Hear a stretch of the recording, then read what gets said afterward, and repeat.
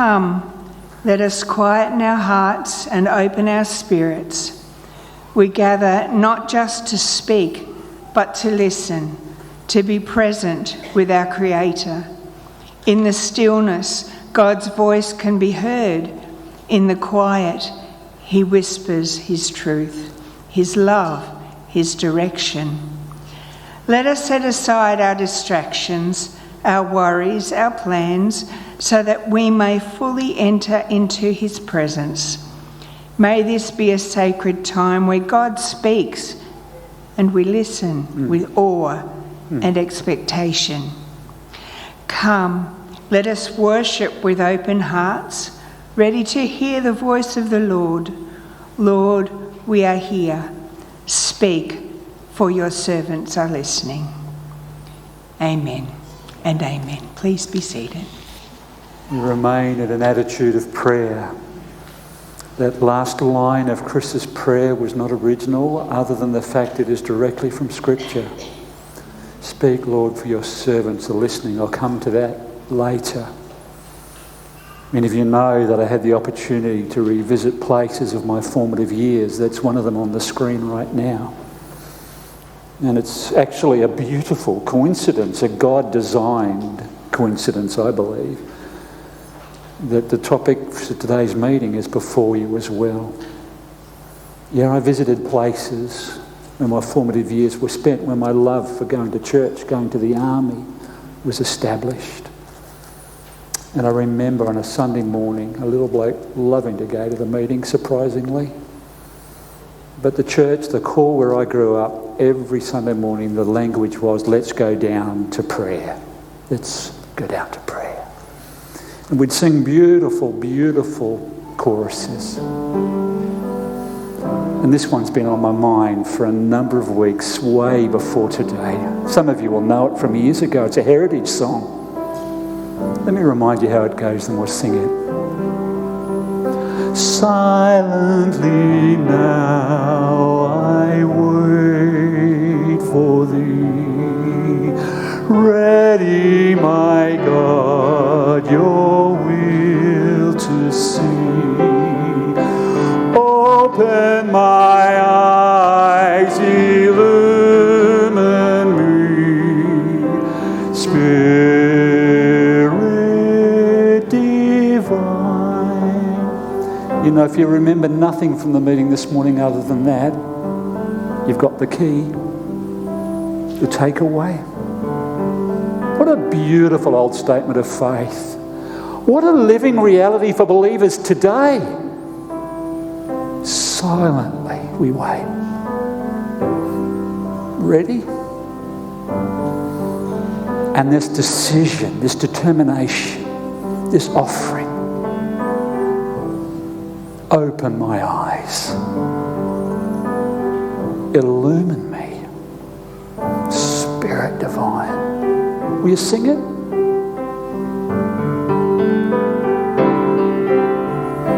Silently now I wait for thee, ready, my God, your will to see. Open mine eyes, illumine me, Spirit divine.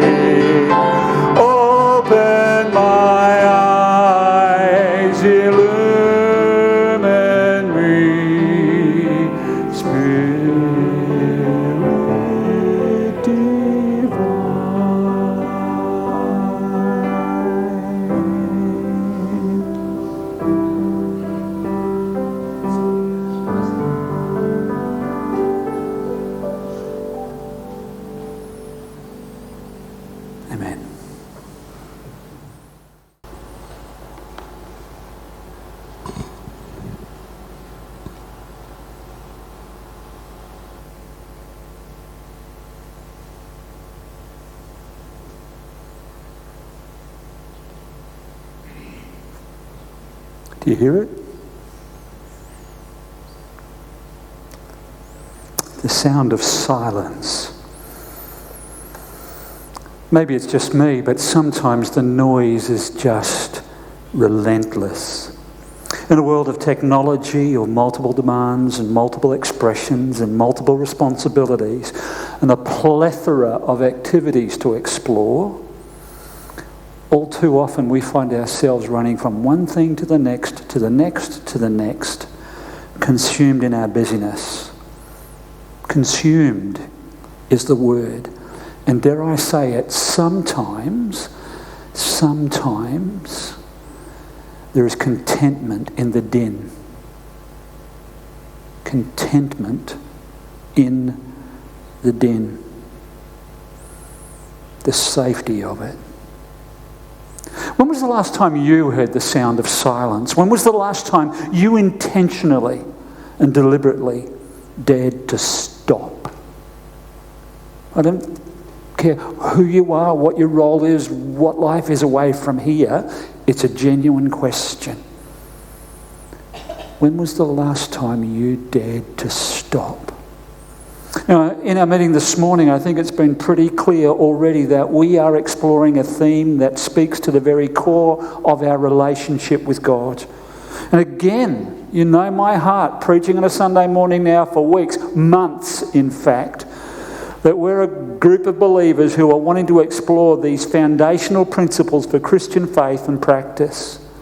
Principles that in reality are not that hard to nod politely to on a Sunday morning.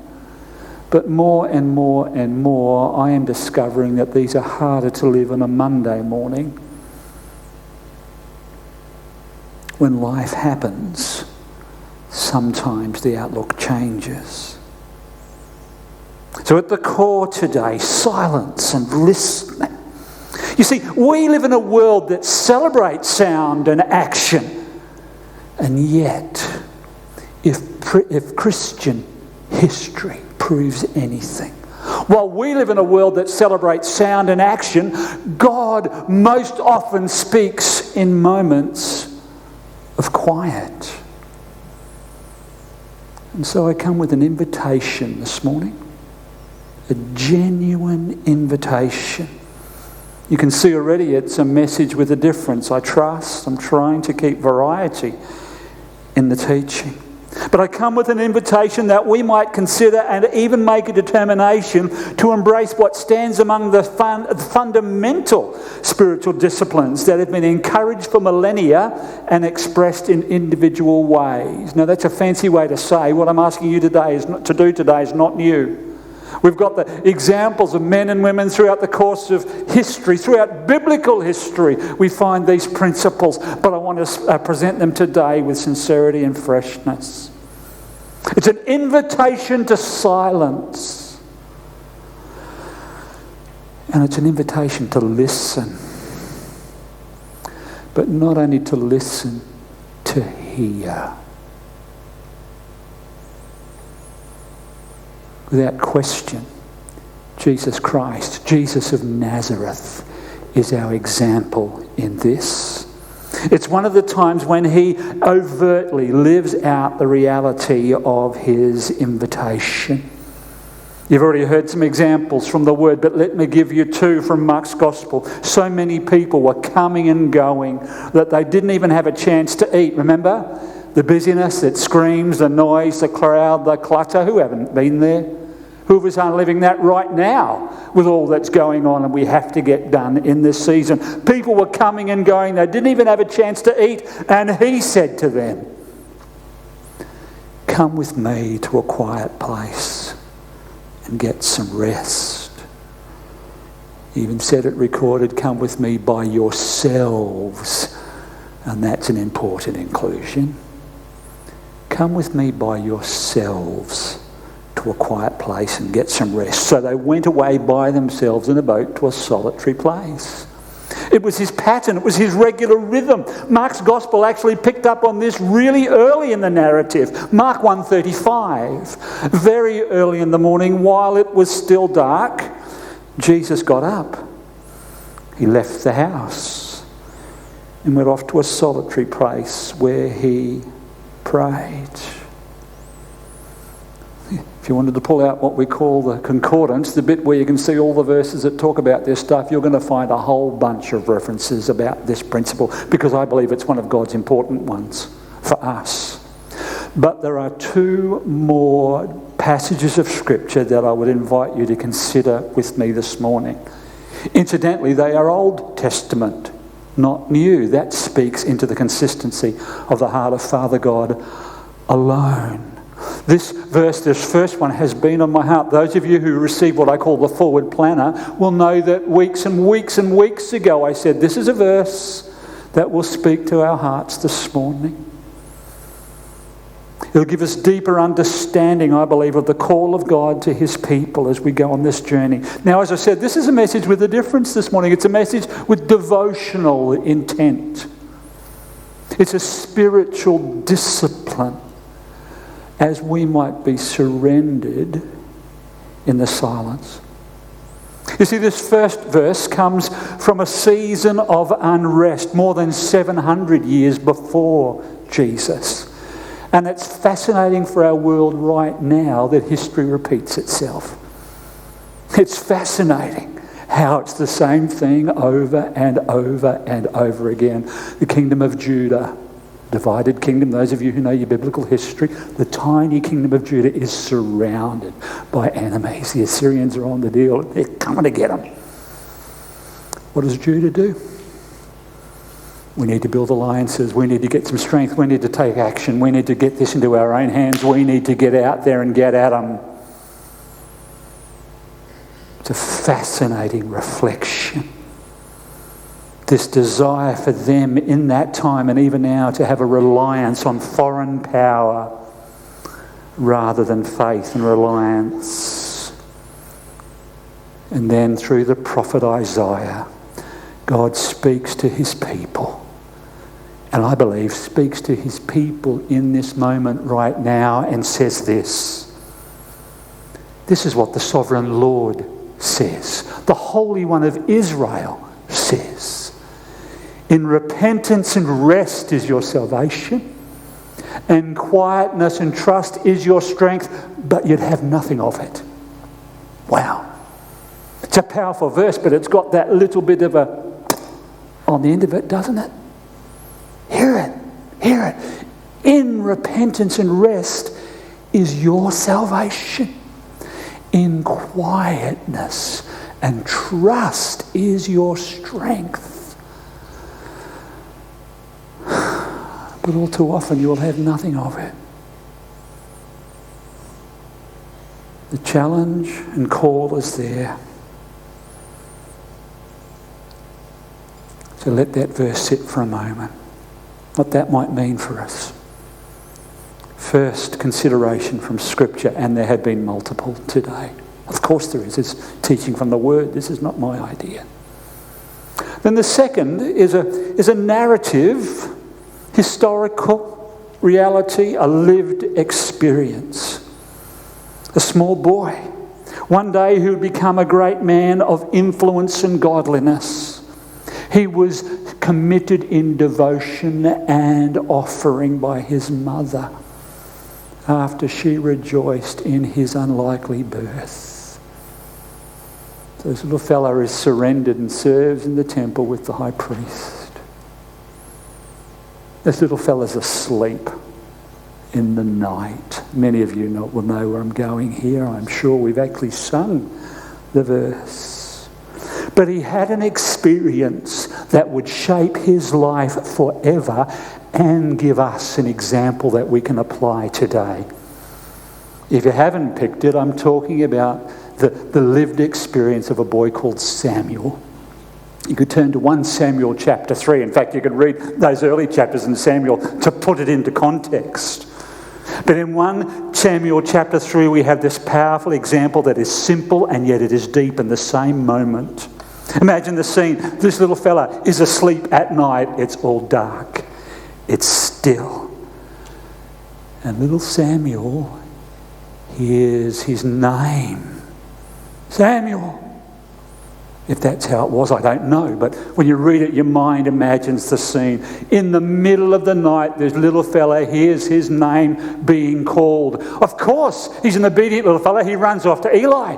Yes, what do you want? What do you want? Go back to bed. Not me talking. Go back to bed. Happens again, same thing. But then Eli realises what is happening. He tells Samuel to go back to bed one more time and then says, next time this happens, you say this. Speak, Lord, for your servant is listening. Wow. Doesn't that ring in the room? Speak, Lord, for your servant is listening. We've sung that already, did you realise? Confession of our lips today. You see, for Samuel, God's voice wasn't dramatic and booming, it was subtle. Hear that?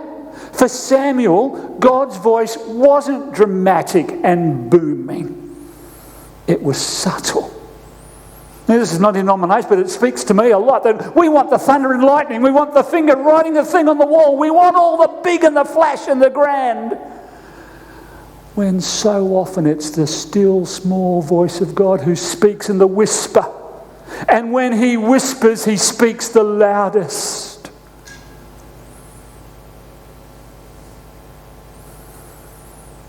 But it leads us back to a question.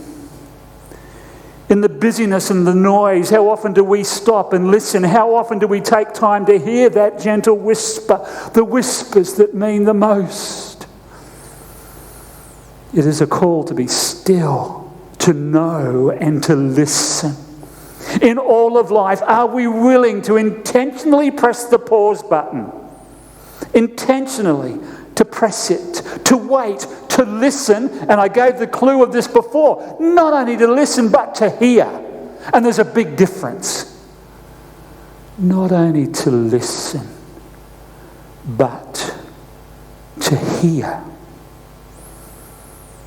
In a world that demands our attention constantly,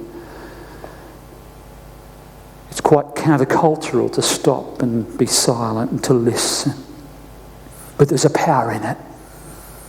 For the remainder of this message this morning, and I haven't got much too more to say, but I'd like, in this message with a difference, to stay on this discipline of spirituality, this devotional expression, and I'd like to share some practical points for application this morning.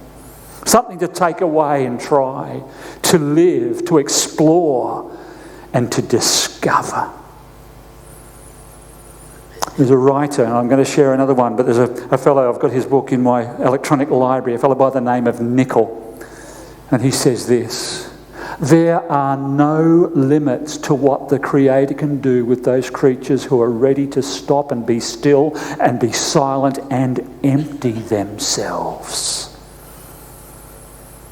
There are no limits to what the Creator can do with those creatures who are ready to stop and be still and be silent and to empty themselves. He captures a truth there, but then he goes on to say, God doesn't require our hustle or our credentials. He asks for our openness and our willingness to be filled by Him. Silence is an act of humility. It is a way of telling God, I trust that your way is better than mine.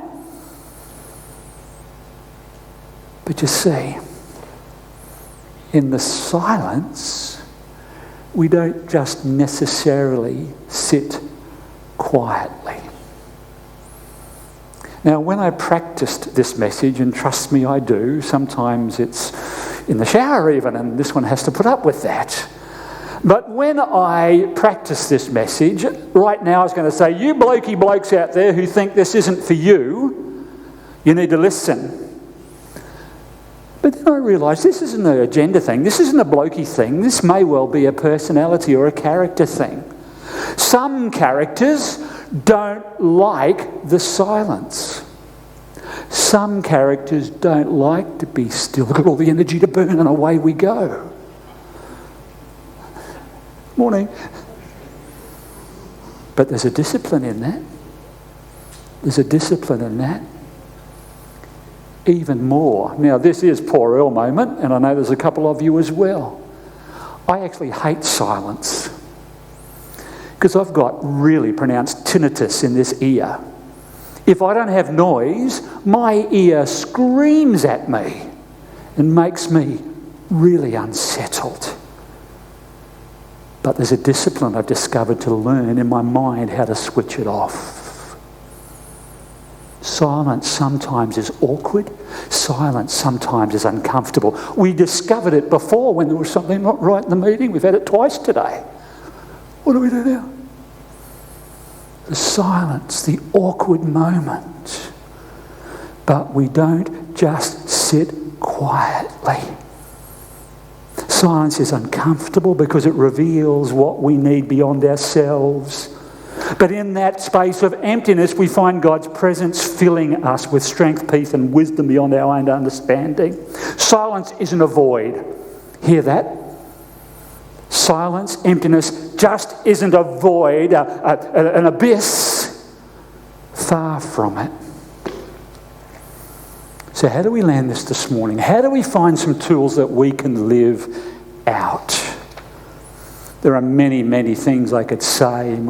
My discipline in study and academic journey has been in this area of spiritual formation and has been for many years. But what I want to say is we can strip away all of the high theory and have three things. Three things this morning. I believe if we're going to discover this, we need to lean, we need to listen, and we need to learn. Or I'll get the order right even. We need to lean, we need to learn, and we need to listen. What do I mean by that? Lean, learn, listen. It's a decision, isn't it? It's a determination. It's a choice. It's our posture before God. And when I say lean, I mean lean in toward Him. Lean in toward Him. Psalm 34:4. I sought the Lord and He answered me. Even a few moments each day can help us begin to develop a personal habit of silence before God. I want to encourage you, start small. Start small. Find a time. Even if it's only 2 minutes, I'm going to sit and be still and I'm going to know. I'm going to lean in. I'm going to seek His face. I'm going to seek the Lord and He will answer me. That's His promise. And He's a promise keeper. It doesn't have to be early in the morning, although I find that's the best just for me. It might be a lunch break. It might be when the kids are off getting the music. It might be whatever you choose, but it's a determination and it's a decision. I've got on my notes here, get a chair like Poppy's chair or go and sit on the beach and watch the sunrise. Do what I do. It doesn't matter what it is. It's not the what, but the why. Be intentional, be consistent. So we lean in, we seek His face. The second thing we do is what we learn here. We do learn this process of emptiness, emptying ourselves. Silence is not about shutting down and blocking everything out. It's about centering and acknowledging the reality and seeking to lay those realities before God. We learn to give it to Him, whatever it is, and we sit quietly and focus on His presence. That's the learning. This is not about us, it's about Him. We learn to empty ourselves, even as He gives His example in Philippians 2 of what it is to empty of all of it and be more dependent. You know, that doesn't come naturally. I believe to humans that doesn't come naturally. It takes self-control and discipline. You know, I talked about books in my library, and I mentioned, I'm not to boast or anything, but to talk about my study. When I was studying this stuff formally, a book by Ruth Haley Barton, it's called Invitation to Solitude and Silence, Experiencing God's Transforming Presence, touched my life. So there's a testimony. Allow me to quote Ruth, if you will, because it still speaks. I read a whole bunch of this book again yesterday morning for my own spiritual journey. True story, very early in the morning. But Ruth Haley Barton says, the experience of our emptiness is so painful we will do almost anything to avoid it. And most of us do for a long, long time. But try as we might, we cannot escape the fact that willingness to walk into the empty places is a precursor to finding God. And then she goes on to quote somebody else, a fellow by the name of Dan Allender, in his book, The Healing Path. Hear this, and this will be on the screen. Bit small, but I think you can see it. Hear this? Our spiritual journey must lead through the desert, or else our healing will be the product of our own will and wisdom. See the full circle? Think back to Isaiah 30:15. Think to the story of Samuel. Think to the things that I've shared from my own journey and encouragement and teaching. But hear this, our spiritual journey must lead through the desert, or else our healing will be the product of our own will and wisdom. It is in the silence of the desert that we hear our dependence on noise. It is in the poverty of the desert that we see clearly our attachments to the trinkets and baubles we cling to for security and pleasure. The desert shatters the soul's arrogance and leaves the body, soul, crying in a thirst and hunger. In the desert, we trust God or we die. Learn to empty yourself. And listen. Listen with an open heart. Remember I said before the beautiful old chorus, that heritage chorus, silently now I wait for thee, ready my God, thy will to see, open my eyes, illumine me, Spirit divine. We sang it so beautifully before. And then we had the example of Samuel. We have the example of the second song in worship today that we sang beautifully, but I wonder if we hear it. Speak, O Lord. Speak, Lord, because your servants are listening. Speak, Lord, for your servant is listening. Silence creates the space for God to speak, but we have to be ready to hear. Because sometimes the voice of God will tell us stuff that we don't want to hear. Conviction, call, uncomfortable challenge. But he's no man's debtor. Listen with a heart that is willing to respond. You see, if Samuel had allowed himself to be distracted and he hadn't been guided by the voice of good counsel, he would have missed God's voice entirely. It's a powerful thing when we listen and when we are ready to truly say, speak, Lord, for your servant is listening. It's an invitation to silence. It's an invitation to silence.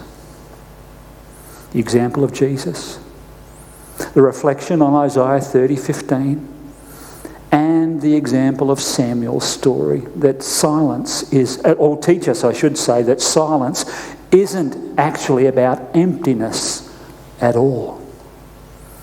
In the silence, there is an invitation for God to fill us. Not empty, but fill. We need to be still and listen and allow God to transform us, to guide us and to fill us with his wisdom and strength. Do you hear it? Do you hear it? It's the sound of silence. Let's pray. Father, teach us to be still and silent before you. Help us to trust that in our quietness you will meet us, that you will renew our strength, and you will fill us. Like Samuel, even now, in this moment, we say, speak, Lord. For your servants are listening.